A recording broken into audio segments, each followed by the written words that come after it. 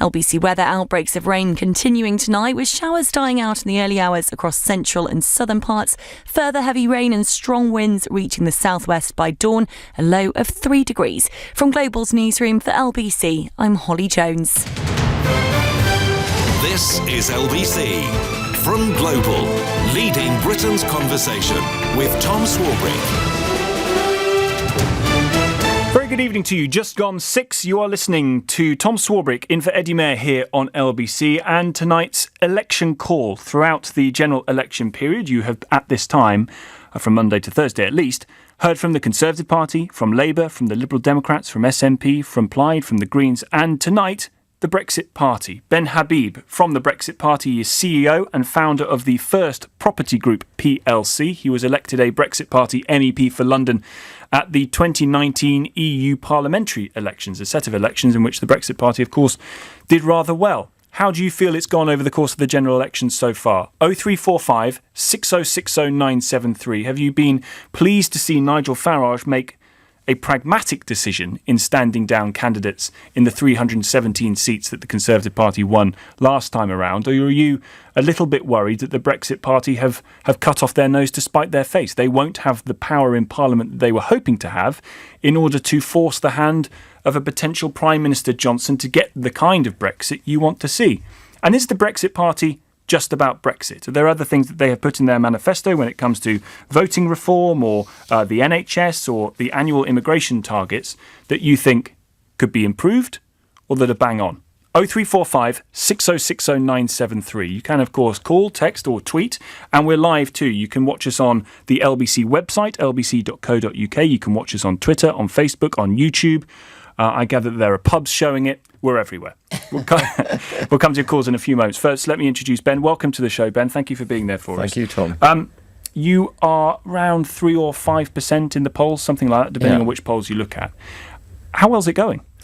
Well, the low polling doesn't surprise me because we stood down, as you know, Tom, in 317 seats. So we'd expect the national polls to be against us.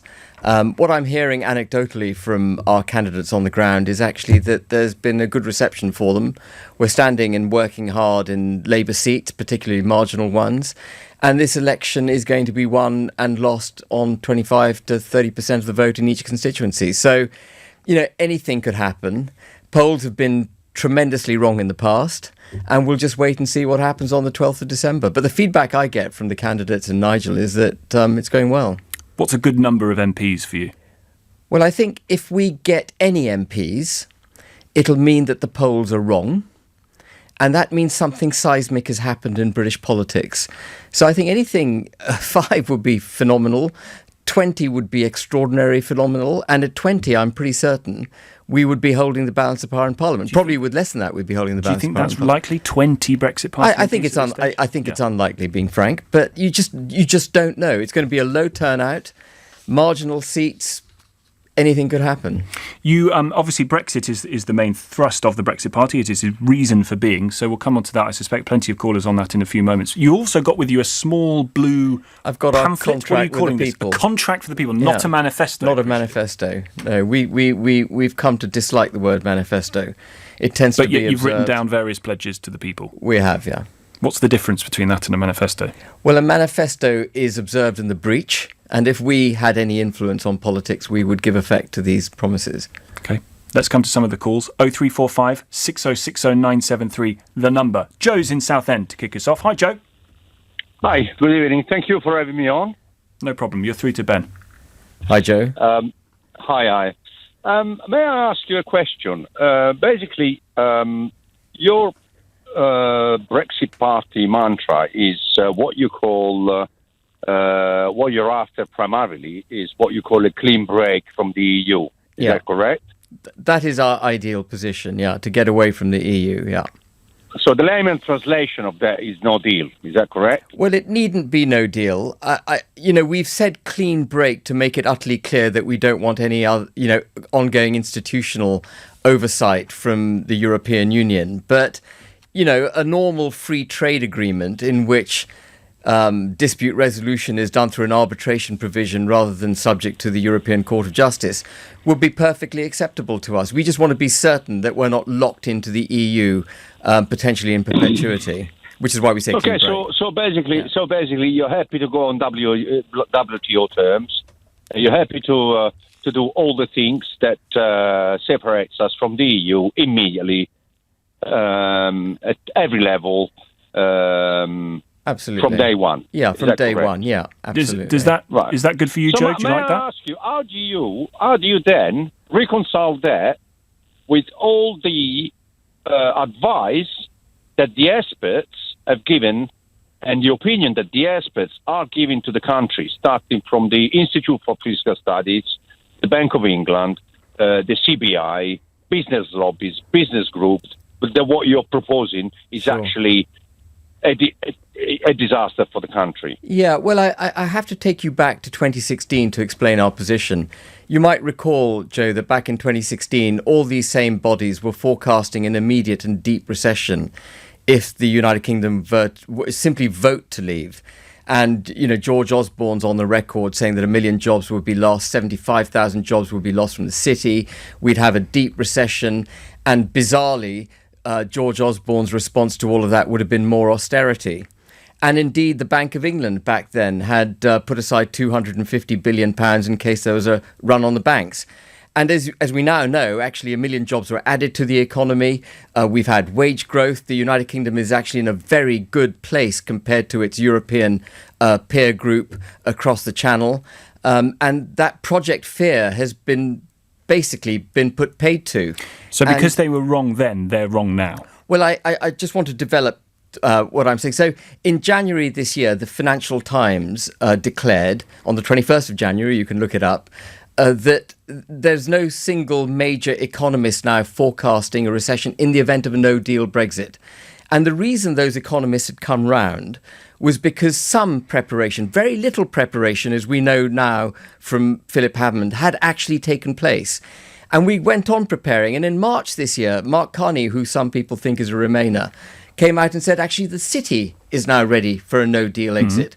And the grand total loss of jobs was 1,500. In fact, the city employed more people in 2018 than it ever has done before.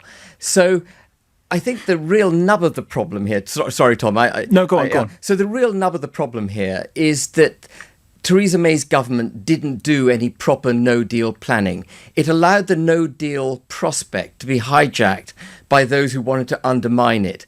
And if she'd had a proper positive no-deal plan, giving guidance to the nation as to how we would cope with the changed landscape, what kind of country the United Kingdom would be post-Brexit, unfettered as we would be with all the EU regulations and so on and so on, we would have approached no deal with much more optimism. But it is approaching something that everybody says would be catastrophic for the economy. It's hardly a shoot for the stars ambition, is it? It's let's prepare for something that could be disastrous, and hopefully we've got the preparations right. That's how it's been presented. Actually, there are huge upsides with leaving the European Union. One of the things that's quite interesting looking at these manifestos is that all parties are under real problems with their spending. The Tories, for example, have had to cut right back. And no deal would help that. Well, no deal would give us an extra 12 billion a year net instantly because of the contribution we have to make to the European Union. And but the cut in GDP is forecast by the Bank of England. No recession is forecast. And the problem with the economists' forecasts is that they subtract, but they never add for the benefits of monetary stimulus that might take place or other levers the government might pull to cushion the blow on automotive industry, for example, and so on. So you get a very negative picture from the economists. And I'm absolutely confident that if proper preparation had been put in place, we would be able to leave the European Union. We'd be instantly richer by £1 billion a month. And actually, if you take the tariffs into account that we would then be levying on German cars, for example, we should run actually another 13 billion a year into government coffers. So there's a lot of upside with There's leaving. An argument about whether we'd want to do that or not. Joe, what do you make of the answer? Well, I respectfully disagree with all this because A, we haven't left yet. B, when we're talking about there's been preparation for no deal, that's only since apparently they've put Michael Gove in charge of it. That was 2 or 3 months ago. So the difference between Theresa May government and Michael Gove stepping in with the Boris Johnson government is what, 3 months? I agree, and you're Joe. telling me that in 3 months you made preparations? Oh, no. And and there is another point to add here. The small measures put in by the EU, the unilateral measures from the EU not to have congestion at ports and stuff like this, which they can choose to end when it suits them. Okay, so for the rest of it, all the industry and manufacturing, I think you're pretty much looking at obliteration of it all in this country. They've told you, the bosses have told you, the countless CEOs have come out telling you is a disaster for the workforce. They'll have to lay people off. Why are you refusing to come clean and be honest with the country on this? Well, I am being entirely honest and clean. I disagree in large part with the conclusions that you reached. I do agree that there hasn't been sufficient no-deal planning. Indeed, I don't think Boris Johnson's government's been in power long enough to be doing it. And I'm not even sure Michael Gove is the right man to be doing it. Really? Who would you like to see doing it? Well, I would want to proper... Yourself? Yeah, I'd be perfect in the job. But I think Michael Gove is on the record saying that no deal's bad for the country. And I think if you've got that mental... He's not Brexity enough. Well, if you've got that attitude to no deal, then you shouldn't really be in charge of no deal planning, because you would approach it with the mindset. So unless you believe in the optimistic, ambitious view of no deal, you shouldn't be involved in no deal. Well, I think that you've got to give it to people who believe in it, absolutely. And just coming back to some of the stats, only 12% of our GDP turns on trade with the European Union. Only 10% of businesses in the United Kingdom trade with the European Union. Only 17% of businesses are caught in the supply chain. So, this doom-mongering scenario is just a continuation of Project Fear from 2016. Okay, Ben, thank you. Joe, thank you to you. 0345 6060 973 is the number to get your call through to Ben Habib of the Brexit Party here on LBC for Election Call. 84850 to text. You can also tweet at LBC. Tom Swarbrick in for Eddie Mair. It's 6:15. Your headlines. Holly Jones. Uber says it will continue to operate in London while it appeals against a decision not to renew its licence. The View cinema chain has defended its decision to pull the film Blue Story about young gangs, saying it was based on safety issues, not about the movie's content. The jury in the trial of the match commander on the day of the Hillsborough disaster has retired to consider its verdicts. David Duckenfield denies the gross negligence manslaughter of 95 Liverpool fans. LBC weather. Outbreaks of rain continuing across large parts of the UK tonight, with showers dying out in the early hours across central and southern areas, a low of 3 degrees. LBC Travel, I'm Louise Knight, and there's been an accident on the Surrey stretch of the M25 anti-clockwise. It's blocking 2 lanes between Leatherhead at 9 and Reigate at 8 and causing queues. Clockwise, it's heavy from Staines at 13 to an earlier accident near the M4 at 15, although all lanes have reopened. There's been an accident in Oxshott. It's shut the A244 Copsham Lane from Ferrick Lane to the A3. St John Street in Islington stays closed both ways. They're doing repairs near the Angel, and Lower Thames Street in the city stays shut westbound from Tower Hill to London Bridge for waterworks, although it has reopened eastbound now. And on the trains, London North Western can't run from Bletchley to Bedford. LBC. On the 19th of November, EasyJet made history. How? Well, from that day forward, we started offsetting the carbon emissions from the fuel of every single EasyJet flight, domestic and international, by investing in projects that include planting more trees and protecting against deforestation. It may not be aviation history on a par with the Wright brothers, but we feel it's a step we need to take and one we're very proud to be making. To learn more about this and everything else we're doing, visit easyjet.com. Election 2019. Continuous coverage on LBC. You want to keep your savings for the things you love this Christmas, not a new boiler. We're with you. So our boilers come with 2 years interest-free credit, so you can keep your savings for a Merry Christmas. Plus, get a 5-year British Gas warranty, and we can quote by video call after work or weekends. Get a quote by the 30th of November and get £150 off a new boiler, or £450 off for existing home care customers. Search British Gas New Boiler. Conditions apply. You're in leakage, you're in leak. Tenna Men. Pants and pads. Buy online or in shops. Tenna Men. Keep control. Football Index is reinventing football betting. You can buy and sell the world's top players. Their value may go up and down, But it's not over with the final whistle like a regular bet. You get to stay in the game. Trade up to £500 for 7 days, and if you don't love Football Index, they'll give you your money back. Start building your portfolio today at footballindex.co.uk or download the app now. New customers only, minimum deposit and conditions apply. Gamble responsibly. My name's Ian and I run the Christmas Centres for Crisis. Many people in Britain are homeless, stuck in hostels, sleeping on floors, even on the street. You can change this. Our Christmas Centres provide people with food, safety and support and show them how Crisis can help them find a home and a job in the year ahead. You can reserve a place at Crisis this Christmas for just £28.87. Go to crisis.org.uk now. Help someone take their first step out of homelessness this Christmas. Thank you. I'm sorry, you have progressive memory loss. When you hear these words, the outlook is bleak, but we're working to change that. We're Recognition Health, the brain and mind experts, and we're running clinical studies in London and Guildford. If you volunteer, you'll receive free access to a new generation medication as well as comprehensive medical care. With your help, we can change the future of MCI, as in mild cognitive impairment and Alzheimer's disease. You have progressive memory loss. But here's what we can do. To find out more about Recognition Health and taking part, go to brainandmindexperts.com. Global Player. Radio, playlists and podcasts. Where it's all together and all for free. Download it from your app store now. Tom Swarbrick on LBC. Evening to you, 19 minutes past 6. You're listening to Election Call on LBC. Tom Swarbrick in for Eddie Mair, where we're joined by Ben Habib of the Brexit Party. You're putting your questions directly to him, and Greg's the next up on the Isle of Wight. Hi, Greg. Hello, Mr. Habib. Hi, Greg. Hello, I feel totally disenfranchised at the moment because I want a complete out-and-out Brexit. I want a no deal. I want no ties with the European Union, maybe a trade deal down the line. We had a candidate, we now don't.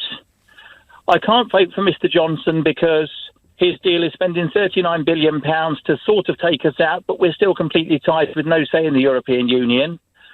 I can't vote for Mr. Corbyn because he's got a magic money tree. And I can't vote for the Green Party because they want to dance around trees all day and hug them all day long. I'd love to have you guys on board, but I feel Mr. Farage, especially the fact now that he's not standing either, I kind of feel totally let down. Well, I'm very sorry what do I do?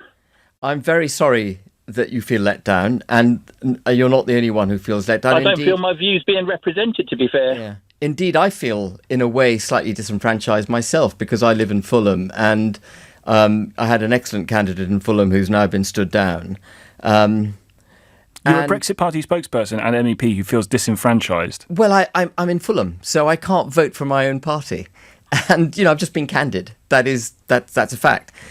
And that's your leader who did that. He made that decision. What Nigel did, and I was just saying this to Tom actually in the break, what Nigel did is something that is really highly unusual.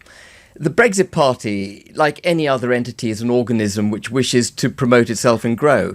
And what Nigel did was to put the national interest ahead of the interests of the organism. And he recognised that actually the only way to ensure that we don't get a Labour-led sort of nightmare of a government was to effectively stand down in these 370 seats against the Tories. And why not stand down in Labour marginals? Why not stand down in Labour seats where the Conservative and Labour vote is quite close? Why split it? Well, we had to have some mechanism by which we drew a line. 317 seats is one hell of a head start for the Tories. And actually, Labour Party voters are much more likely to vote for us than they are for Tory. And there are about 130 odd seats in this country that haven't returned a Tory MP for 100 years. And actually what the Tory party should have done was stood down against us in those seats to get a proper Leave majority. Anyway, be that as it may, Nigel did, I think, what was the right thing for the country to ensure we don't get a Remain-orientated government. Greg, do you think it's the right thing for the country? Not at all by any means, because, as I say, Mr. Johnson's deal is not Brexit as such, because we end up paying £39 billion. We're still half in, half out. We don't get to make our own trade deals as such. And I don't see how, if the Brexit Party does get 5 or 10 people in Parliament, how that is going to be enough of a sway to get Mr. Johnson to change his deal, because he says his deal is superb, it's a wonderful deal, Yeah. it's not going to change, and he's going to rush that through. So that's not... I do agree. That's not Brexit, and we're still tied in. It beggars belief that he describes it as a wonderful deal. When the Benn Act was passed, which he called the Surrender Act, he presumably called it the Surrender Act because he knew he'd then have to surrender to the EU. And in many respects... But you're, in a sense, you're advocating for people to vote for Boris Johnson's Well, deal. actually, Boris Johnson has made two significant changes to his position since the withdrawal agreement was agreed, his new withdrawal agreement was agreed. I do want to come on to that in just a moment, but to pick up on Greg's point, the Brexit Party's cut its nose off to spite its face. It's standing down in the wrong places. It's not giving people like Greg an option to vote. You feel disenfranchised from your own party because of a decision your leaders made. And if you are able to only get 1 or 2 or 5 MPs, how are you going to be able to put any pressure on a Boris Johnson government, should he get in order to affect Brexit? Well, I think if we get 5 or 10 MPs, I think there's been something seismic gone on in British politics, and probably we will then hold a significant amount of influence in the House of Parliament. But you're on record as saying Boris Johnson, if he has an outright majority, his party will not be able to put pressure on the Prime Minister. Yeah, if we get 5 to 10 seats, he won't have an outright majority. Something's wrong with the polls. You know, I heard the polls just before coming on with you just now, Tom, and they were predicting, a squeeze of the Brexit Party and indeed the Liberal Democrats. So if we get the seats that I've been talking about, then actually I think probably we're in the realms of a minority Tory government or something along those lines. And 5 MPs will be enough to turn around the juggernaut. 10 DUP MPs was enough to really, hold the direction of travel for quite some time. And, we would be together with the DUP and others in Parliament who we might be able to sway our way. So I think, it's all to be played for and nothing should be judged until we get to the 13th of December. Okay, Greg, thank you for that. Just very quickly, you've got a number of people who have stood in seats as Brexit Party candidates who have put their deposit down. How fair is it that they don't get that money back? Well, they all knew when they signed up as PPCs that there was a chance they would be stood down. Everyone was told that. And they paid their £100 and they took their own chance, you're saying? They joined knowing that full well, absolutely. Okay. Yeah. Alistair's a first-time caller in Reading. Hi, Alistair, you're on with Ben. Hi, thanks. I've enjoyed your programme, actually. I just wanted to understand how... I wanted to understand how we can actually trust putting someone in who we don't really understand what their manifesto is. And if I look at the history of the organisation related to Nigel, who I actually got quite a lot of respect for, he runs a very good programme on the station, I'm looking at someone who's asking me to put a vote towards him, who has left his own party before, stood down in his own seat. I can't understand what his manifesto is and therefore what other things will impact my life should he get some position. This is the and Tory. I just don't get... No, this is Brexit. Oh, okay. I'm looking at what does it truly stand for that I can rely on based on its history and its people? The Brexit Party? Yeah. Oh, well, the Brexit Party stands for a clean break with the EU, and the rest. And it stands for reform of the political system, and you'll see we've got some really interesting proposals in our contract with the people. And beyond that, we stand for taking advantage of all the opportunities that a clean break Brexit would afford us.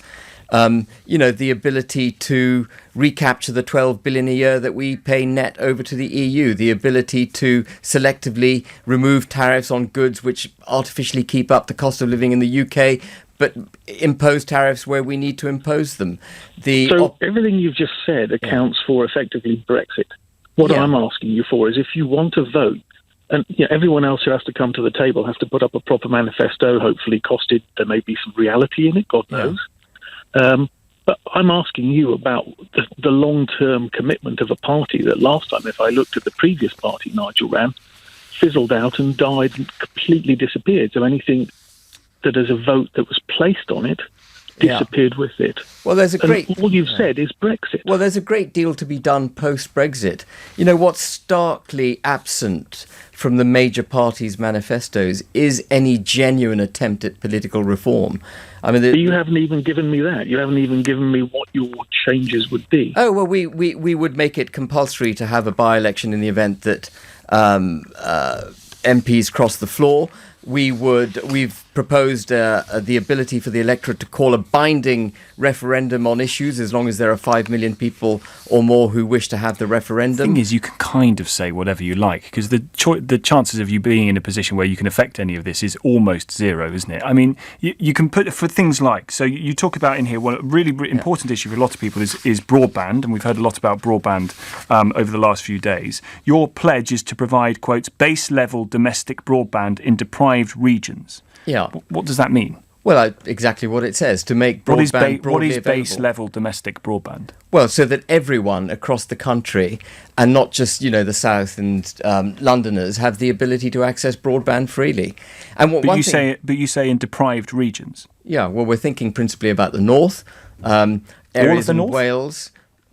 Certain parts of the north. I haven't got a map, Tom, of which parts of the country. You've got your book, it's your manifesto, it's your pledge to Britain. You've talked about base level domestic broadband in deprived regions. I'm just trying to work out which of these parts of the UK are about to get one of the things that was interesting one of the things that's interesting for me is I went to the border in Northern Ireland, and I had no 3G. I couldn't get 3G, let alone 4G.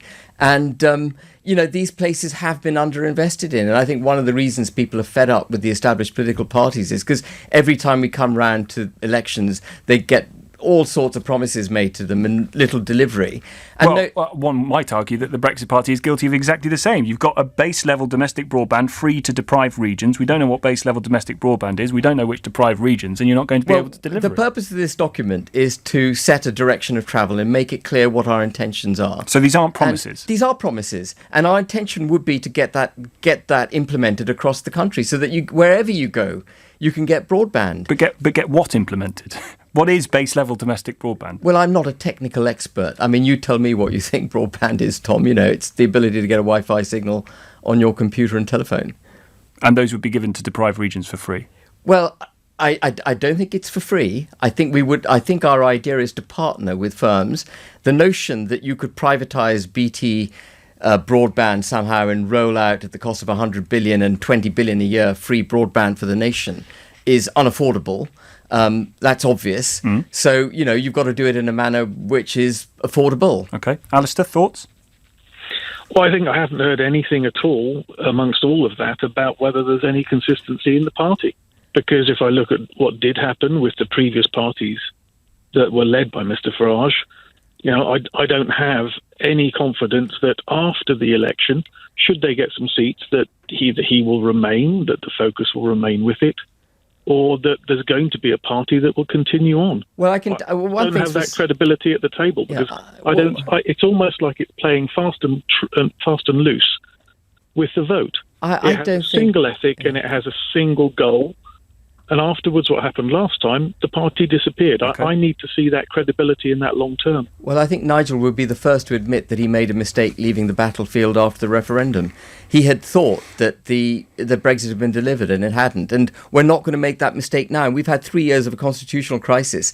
And I can tell you that everyone in the Brexit Party is committed to constitutional reform. Something has to be done. We can't have a parliament where you've got a biased speaker, where MPs are crossing the floor left, right and centre, a government that prorogues parliament, then is reconvened by a politicised Supreme Court, no constitution. Politicised Supreme Court? Yeah, well, it undoubtedly took a political decision when it forced parliament back into action. It was offering a constitutional decision. Yeah, but it actually made new law. That's not the purpose of a Supreme Court. It took new powers on when it made that decision. Well, it was asked to judge, and it ruled out the High Court's decision that they said had an absolute obligation and ability to make a call. Well, the Supreme Court made new law in order to force Parliament back in, and that. So would you change the way the Supreme Court is? I think we've got to look at it. Absolutely. Do you know what you would change it to? No, we've got to review it.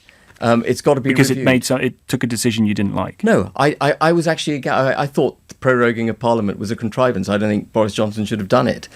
But, we've had all sorts of contrivances going on in Parliament. Precedent from 1605 being invoked to suit someone's argument, or precedent being ignored when it doesn't suit someone's argument. Bercow allowing questions to come in which hitherto haven't been allowed from the opposition, and amendments to be made which traditionally wouldn't be allowed.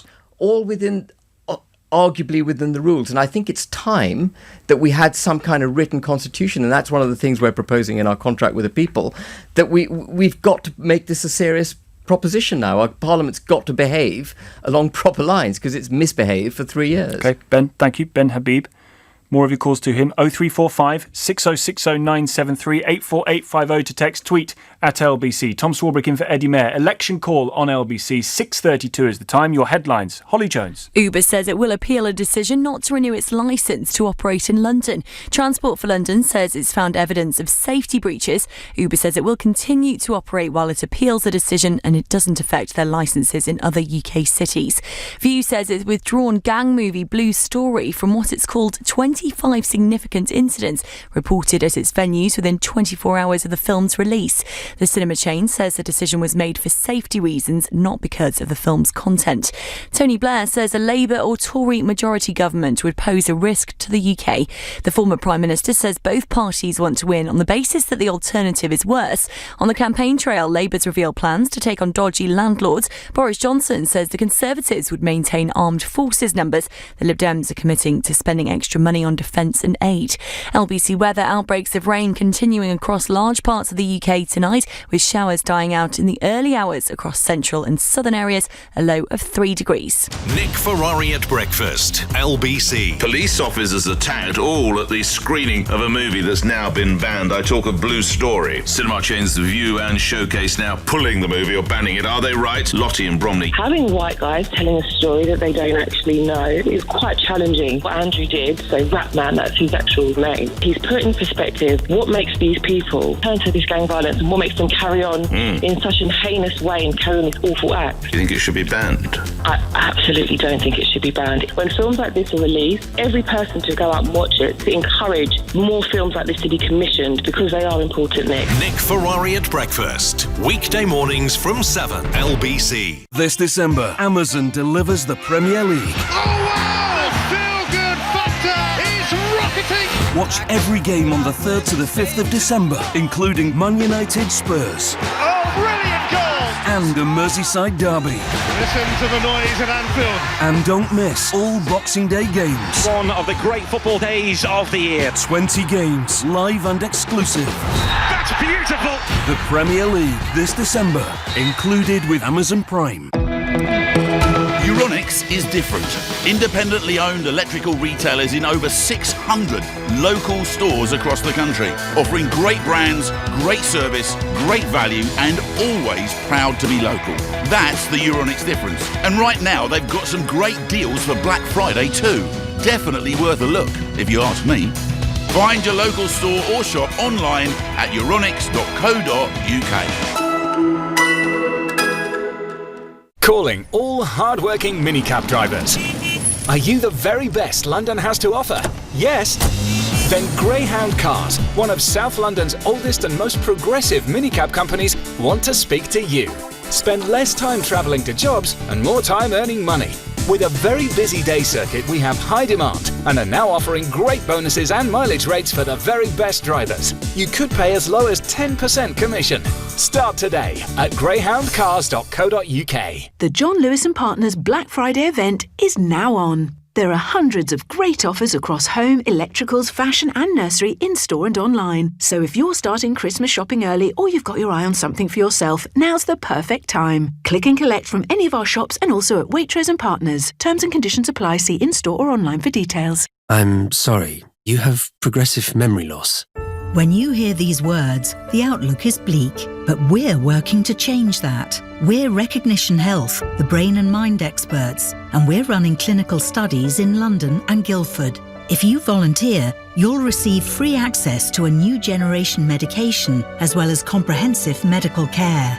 With your help, we can change the future of MCI, as in mild cognitive impairment and Alzheimer's disease. You have progressive memory loss. But here's what we can do. To find out more about Recognition Health and taking part, go to brainandmindexperts.com. Raise your game for less with a Mercedes-Benz Vito. Now available with 3 trims, pure, progressive and premium. So it's easier than ever to get the features and functionality your business needs. And with unmissable deals across the range, it's more affordable than you might think. But hurry, all offers end January 31st, 2020. The impressive Mercedes-Benz Vito, keeping businesses moving. Search Mercedes-Benz Vito to find a deal near you.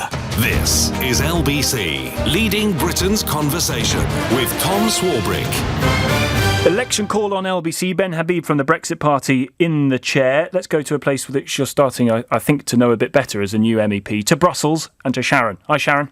Hi, Sharon. Hi, Tom. Hi, Ben.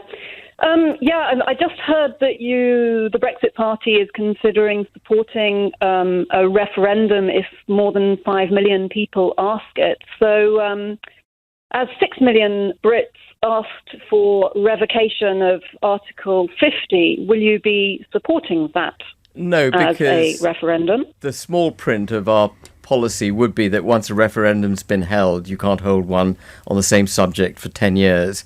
And that the result has to be implemented. What we're proposing is actually a binding referendum, not an advisory one. So no, we wouldn't support revoking Article 50 until we've actually left the European Union. And then, people want to have another referendum. We can't revoke Article 50 once you've left. No, but we wouldn't have another referendum for 10 years. And then if people want to rejoin, fair enough. Sharon? Okay. Well, you might understand that for people like me, I'm one of 700,000 Brits outside of Britain who were denied the vote. So because if you live outside for more than 15 years, you cannot vote. So we weren't able to vote in the referendum. And there are 3 million European citizens who pay taxes and contribute to the UK economy, and they also were not allowed to vote in the referendum. So you can understand that a referendum that was won by 1 million doesn't really go down terribly well with us. That's the first thing. But what I actually wanted to ask you about was Project Fear.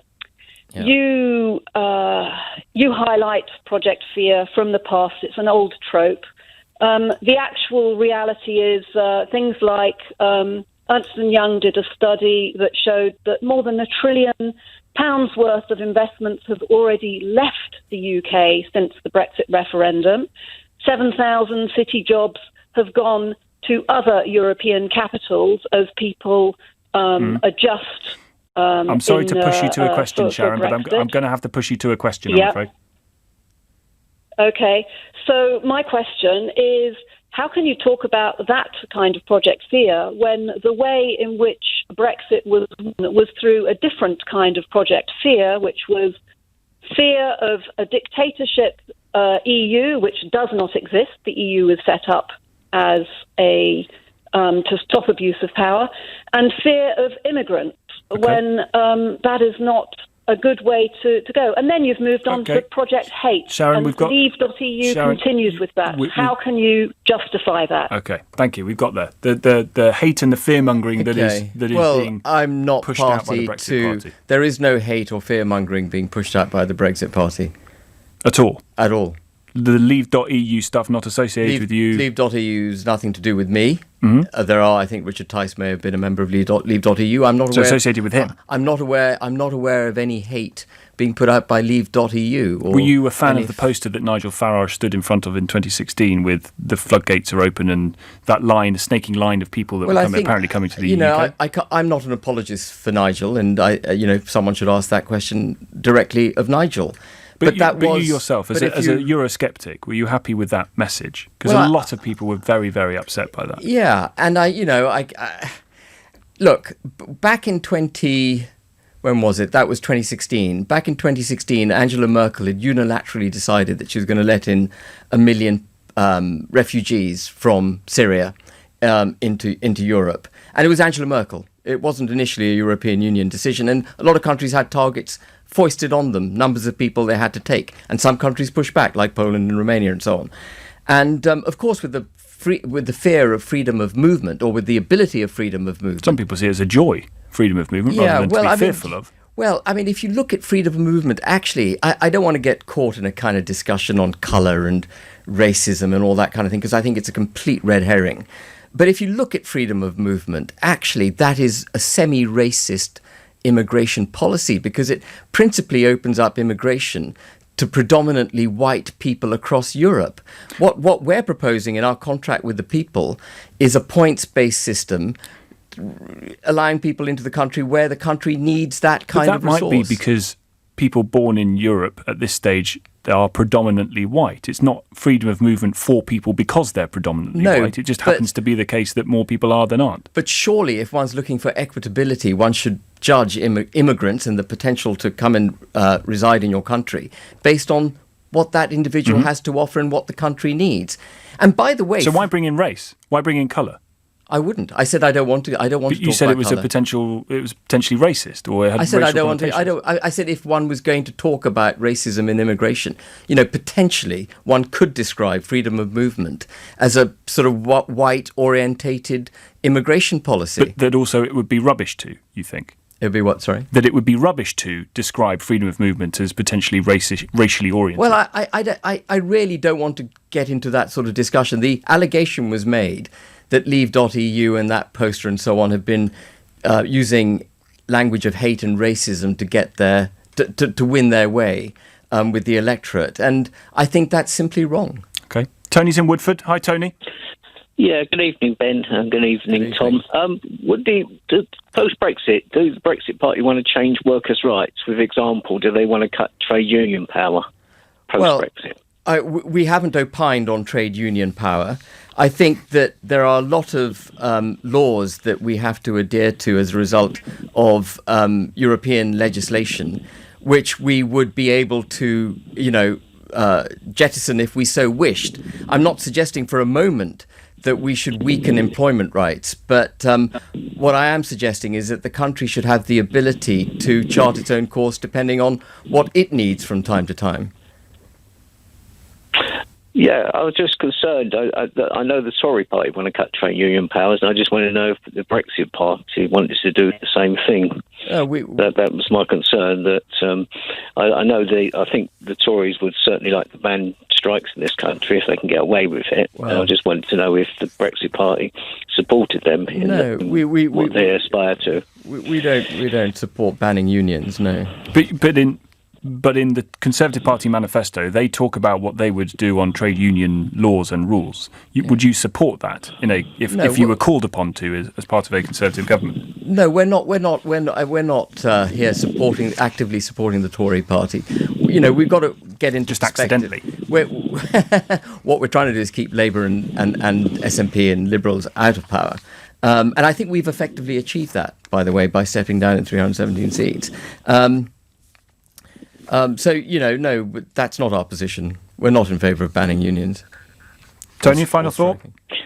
Yeah, it was something about the Tory policy, but as Ben is not in the Tory party, I'm going to ask about how practical the minimum railway service, how that would work. But he's not there, so it's not fair to ask. I was going to say he's got enough on his plate right now with the Brexit Party, Tony, to start having to answer questions on the Conservative Party. Thank you for your call. 0345 6060 973. 15 minutes to go. If you haven't been able to get on air, make your call now to ask your question of Ben Habib from the Brexit Party. Tom Swarbrick with you on LBC 6:46 News Headlines. Holly Jones. Uber says it will continue to operate in London while it appeals against a decision not to renew its licence over safety concerns. The View cinema chain says a decision to pull a film about young gangs was based on safety issues, not concern about the movie itself.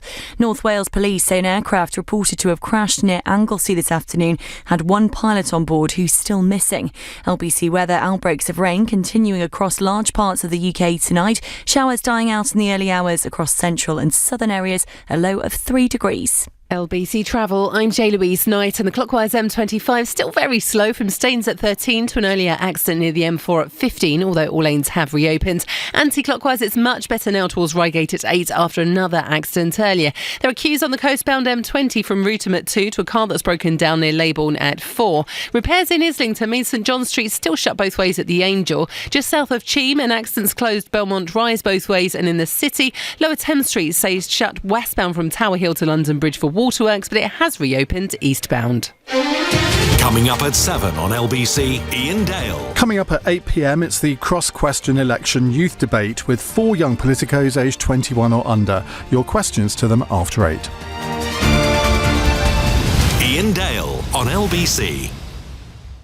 Esso customers, remember, you can collect Nectar points on fuel, in the shop, and when you use the Esso app. Ahoy there, Captain Rubberlegs. Pump number 5, gentlemen in waders. Since you haven't caught any fish, how about catching a train? You've got enough Nectar points now and you've been angling for a reason to get away. You can even take a net.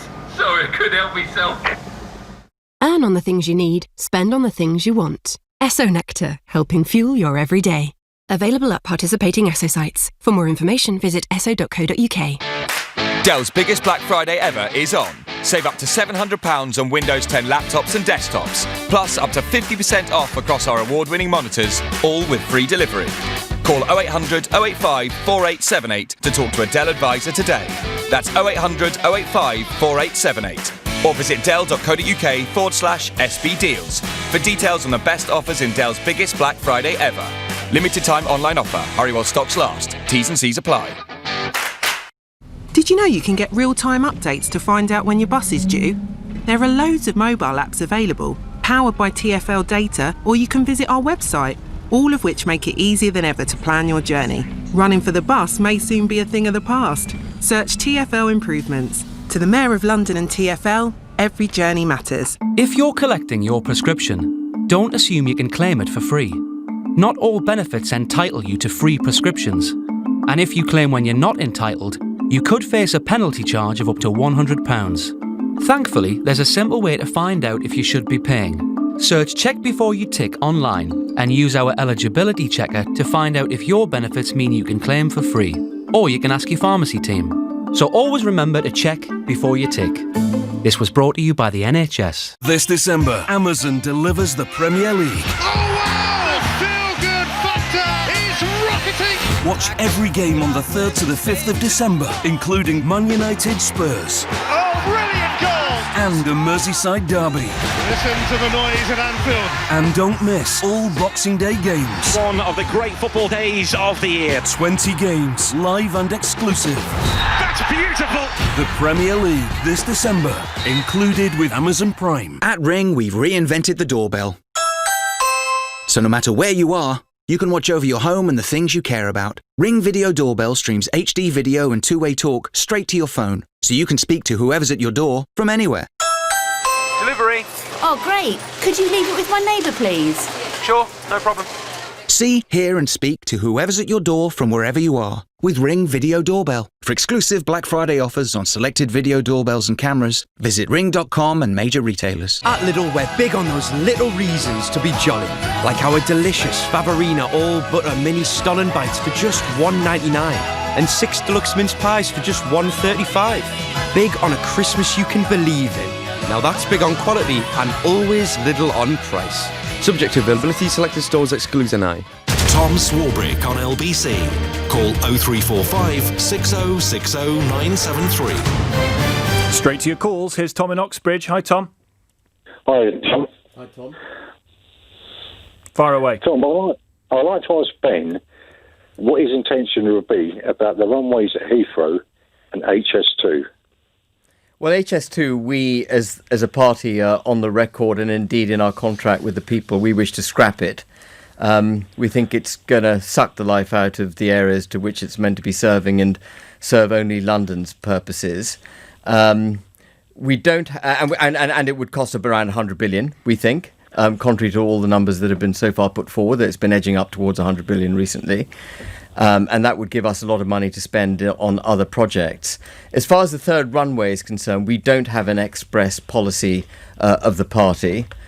Personally, it's a very hard thing to get right. Heathrow was, for many years, the most frequently used and busiest airport in the world, and it's continuously sort of slipped down the ranking. And it is important for the United Kingdom to have a hub. So that we can maintain business flows in and out of the UK, and it's convenient for travellers and therefore for the economy. So I think that's more of a difficult issue. But HS2 we want to scrap. So you're not... sorry, go on, Tom. Go on. Well, you say it's a bit of an issue, but there is a big issue in the country, right? When we look at the regeneration needed in the north of England, they lost their coal mines, they lost their steelworks, they lost the shipbuilding, steam train building, etc.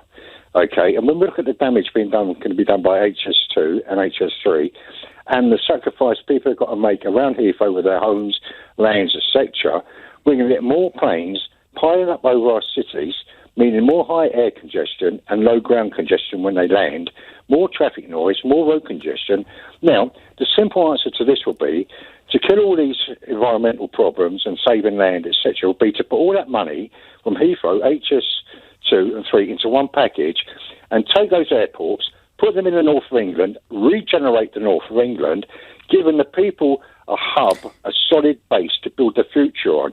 Planes can then fly from New York into Heathrow 1 or Heathrow 2, depending on one part of the country they want to go to. Tom, bringing air traffic down. You clearly don't want to see that third runway near you at all, but you're... Well, leaving aside the third runway, I mean, we have said that we would take the 100 billion saving from HS2, we would cut the international development budget in half, which would free up around 6 billion a year. We would... save the 39 billion that we would pay to the EU under the withdrawal agreement, and we would put all of that together and invest it on infrastructure in the North and Midlands. Okay, we have said that already. All right, Ben, thank you. Mike's in Newham. Hi, Mike. Hi, is it Tom? Yeah, it is. Hi, Mike. We're with Ben. Hi. But no, Ben's from the Brexit Party. Ben, Ben. What I wanted to say is that I'm quite sympathetic to the Leave cause. Like, I'm not a Labour leaver. But the thing is with the Brexit Party, I mean, how can you justify teaming up with the Conservatives who have voted for austerity for the past 10 years, who have cut funding from schools, hospitals, and, anything for the working class? I mean, like, the Brexit Party have positioned themselves as as the working class party. Yeah. But you literally, you're jumping in with these criminals, basically. Well, let me be utterly clear. We are not in an alliance with the Tory party. Except in 317 seats. Well, what we're trying to do, as I mentioned, is to prevent the Labour Party, together with the SNP or Liberal Democrats, somehow preventing Brexit from happening. By splitting the vote in Labour-Tory marginal. That's not what we're doing. Exactly. We're making sure that we don't get a Labour-led government. And Labour is outwardly hostile, whatever. You're trying to make sure you get a hung parliament, aren't you? Well, we want to hold the balance of power. We want to hold the balance of power. Clearly, we want to make sure that the Tories actually do deliver a proper Brexit. And even if that means Brexit falls, Brexit doesn't happen because the construction of that hung parliament, would you take that over just being completely out of the picture because you haven't got anybody? Well, we've given the Tories a 317 seat. There's a joke I heard the other day. Tories ask all 650-seat candidates to stand down, and they still fail to get a majority. So I found that hilarious when I first said it. But, how much of a head start do they need? They've got 317-seat head start. We want to keep the Tory... we want to avoid a Labour-led hostile government to Brexit. And we want to... and our flagship But if you policy, end up... Just fine, Mike, I will come to you in a second. Yeah. If you end up... getting a hung parliament that means that Brexit is put back to a second referendum and Remain wins. If you can't tip the balance one way or the other in this hung parliament that you're trying to design, are you willing to risk Brexit in order to aim for some degree of power? We're trying to avoid a hung parliament where there's no lead party. 370... It's very specific. This is a huge risk that you're taking with the project that is at the heart of who you are. Well, what we mustn't do is allow Labour to get into power and thereby frustrate Brexit. Because this second referendum idea, far from being neutral, Jeremy Corbyn is overtly hostile to Brexit. He absolutely is. The notion that he could go to the European Union and agree a new deal worth having with the European Union knowing that there's going to be a referendum and there's going to be Remain on the ticket is just absurd. So the deal he'd get is rubbish. And actually, I've read what he wants to achieve in his manifesto, and it is rubbish. It's not Leave. So it'd be Remain versus Remain, which makes him outwardly hostile to Brexit. Mike? What I just want to say is that I think the Brexit Party, like I said, it's positioned itself as the party of the working class. Yeah, it's jumping into bed with people who've cut schools, hospitals. We're not in bed with the Tories. We're not in bed. There's no love lost between us. I'm sorry. You look at Nigel Farage, he's a Thatcherite. Thatcher crushed the unions, and you're trying to go into these working class communities and pretend you're something new. But you're just a different shade of blue. Well, no, you need to look at our contract with the people, honestly, because our flagship policy is the investment of 200 billion in the north of England and the Midlands. And austerity. Well, we're a party which stands for commonsensical approach to policy making. So you'd end austerity. And it's not as simple as that, because the government. Exactly. Well, you're a Tory, mate. I'm not a Tory. I'm definitely not a Tory. I was a Tory. I actually now hold a Tory party, and I hold the party in quite low esteem at the moment, frankly. I'm very disappointed by everything they've been up to, and I wouldn't be in the Brexit Party if I was still a Tory. Why not stand against them in all 317 seats if you hold them in such low esteem? Because we want to ensure that we don't have a government that's hostile to Brexit. Okay, Mike, thank you. Quick word with Hussein in St Albans. Hussein, I'm afraid you've got 30 seconds. Well, I was going to say a lot, but in 30 seconds, I think all I can say is the Tories are known as the nasty party, and I think the Brexit Party is starting to turn out to be the bully party, which is an extension of the Conservatives, playing with our democracy and our democratic right to vote, confusing us, not standing candidates in certain areas, and then come online on radio to tell us we should vote for the Brexit Party. It's just ridiculous. Well, I think one of the problems here is first past the post, and one of the reforms we want to introduce is to get rid of first past the post and introduce some form of proportional representation, so that you don't have these binary choices between Labour and Tory, and therefore you don't have to have all these tactical voting. Hussein, I'm grateful to you. Apologies, we ran out of time. Ben, thank you very much for coming to the studio. Ben Habib from the Brexit Party. Election Call continues with Eddie Mair, who is back tomorrow afternoon. I'm back with you tomorrow night from 10 p.m. Ian Payne at 10. Next on LBC, Ian Dale. Tom Swarbrick, thank you very much indeed. Coming up at 8, we have our cross-question youth debate tonight with 4 representatives from the political parties, all 21 or under. But after 9, Transport for London have decided to withdraw Uber's licence to operate in London, saying its safety record and safety procedures aren't good enough. Uber is appealing the decision, so as of tonight, Uber minicabs are still operating in the capital. Sadiq Khan said today, "I know this decision may be unpopular with Uber users, but their safety is the paramount concern. Regulations are there to keep Londoners safe." Whose side are you on in this? Sadiq Khan's or